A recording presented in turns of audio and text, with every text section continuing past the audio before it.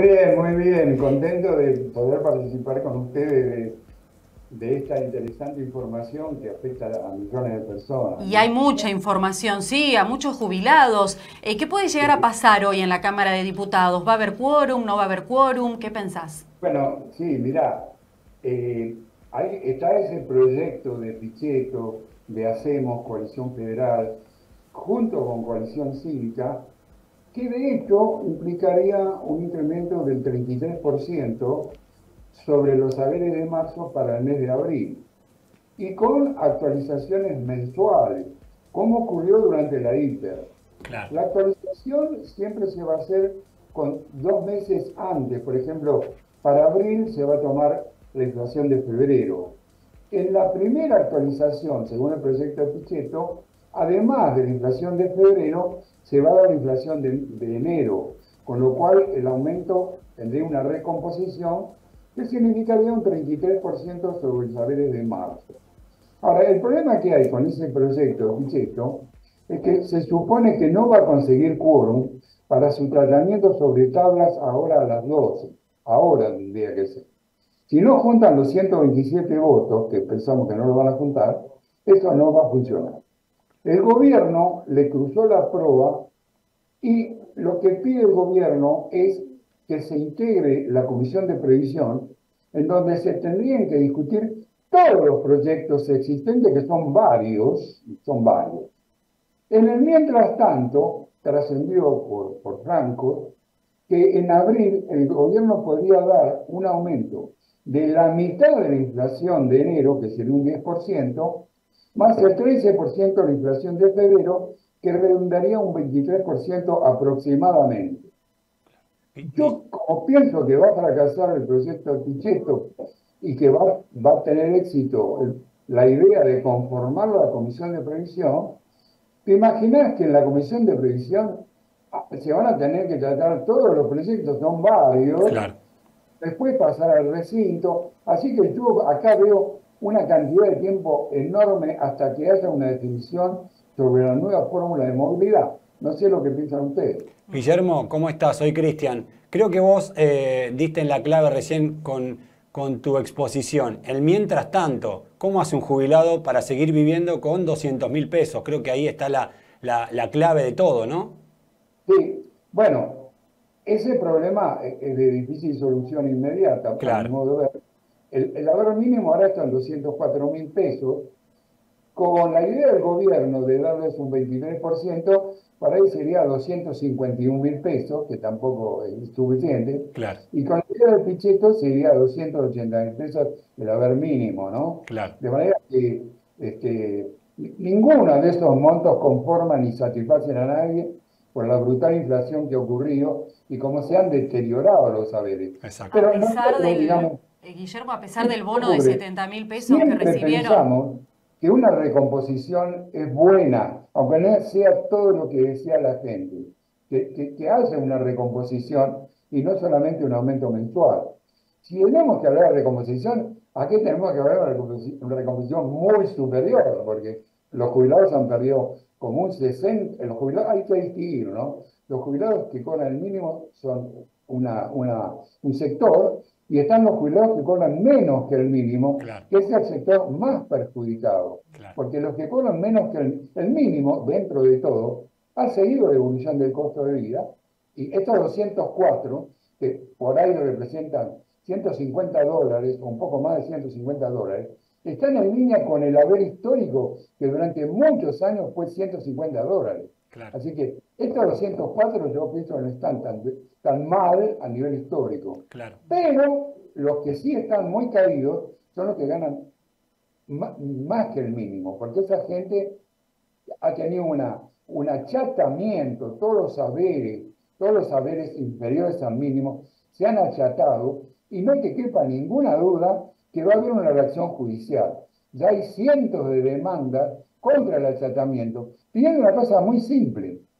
Señor, yo cobro más del mínimo, denme el mismo incremento que recibieron los mínimos, Claro. porque la ley argentina, la ley vigente, no permite que el mínimo crezca más que los saberes de la movilidad general. Hay una norma clarísima que dice el mínimo tiene que crecer con el aumento general. Y lo que hemos vivido de septiembre de 2022 es que el mínimo crece más que la movilidad general. Eso está mal, es ilegal, es inconstitucional y no me cabe duda que en la justicia vamos a encontrar una solución que va a ser tardía, como siempre la justicia, pero esto es lo que podemos hacer, ¿no? Guillermo, ya que hablaste de la intervención de la justicia, ¿cómo ves el proyecto o la idea del gobierno de separar, por un lado, los jubilados que aportaron y por el otro, los que se jubilaron por moratoria, entre ellas las amas de casa, ¿no?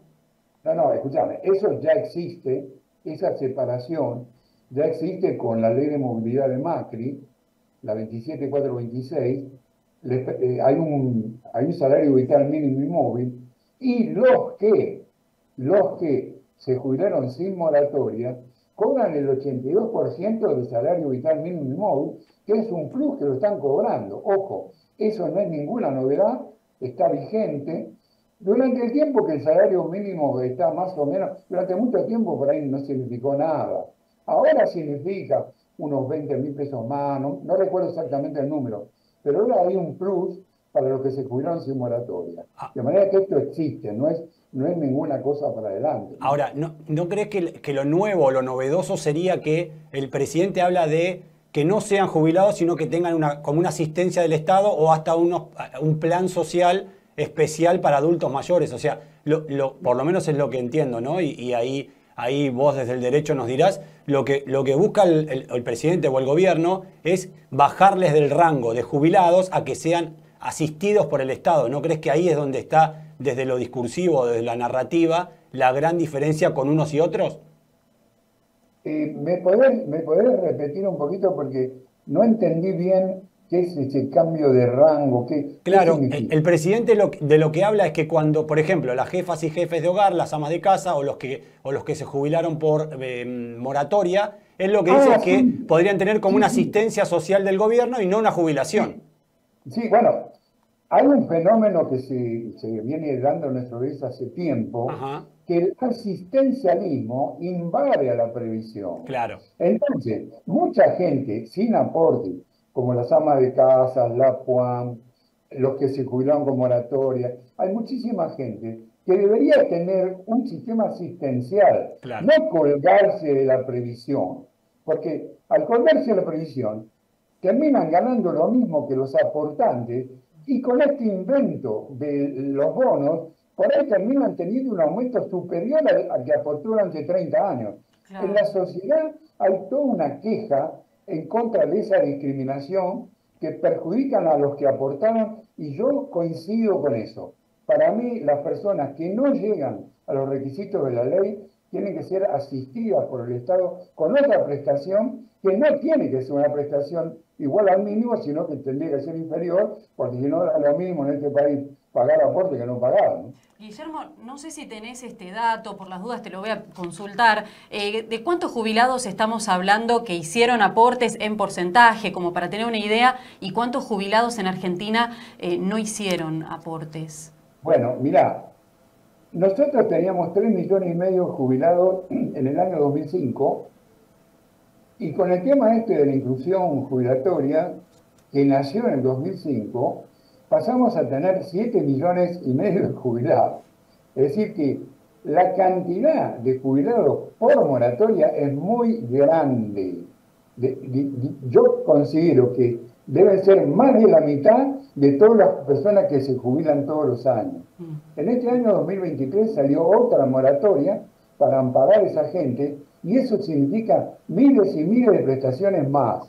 De manera que no tengo el número exacto, pero te aseguro que no es un número chico. Estamos hablando de millones de beneficiarios, ¿no? Claro. No lo puedo decir con exactitud, pero son tantos los que se han incorporado por vía de moratoria que acá hay una cantidad de gente muy grande y hay dos sectores muy claros. Los que pagaron siempre y que no recurrieron a moratoria y los que se cubrieron por moratoria, que genera este tipo de críticas, ¿no? Claro. Guillermo, ¿también no crees que es el momento, con la reforma jubilatoria, también con la reforma laboral, de intentar que sean más los que paguen por la jubilación. Sí, No, claro. porque la madre de todas las batallas es que tenemos el 50% de informalidad, por lo tanto... Pero por supuesto, brillante, coincido.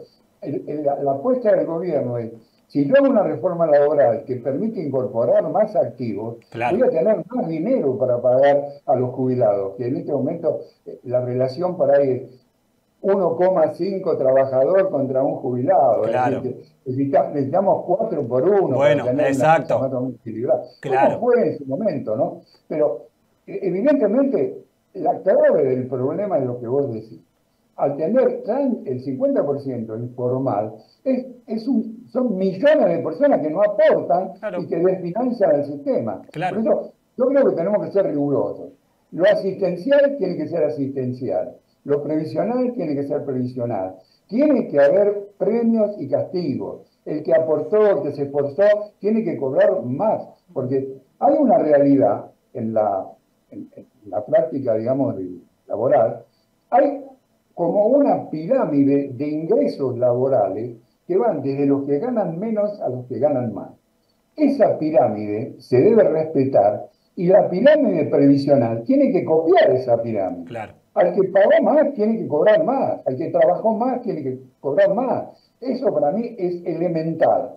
Y eso no se ha visto con el último gobierno, porque con el tema de la meritocracia o no la meritocracia, somos todos iguales, y entonces el que pagó más termina cobrando lo mismo que el que no pagó nunca, y eso para mí es totalmente contrario a la lógica, a la razón y a la justicia. Claro.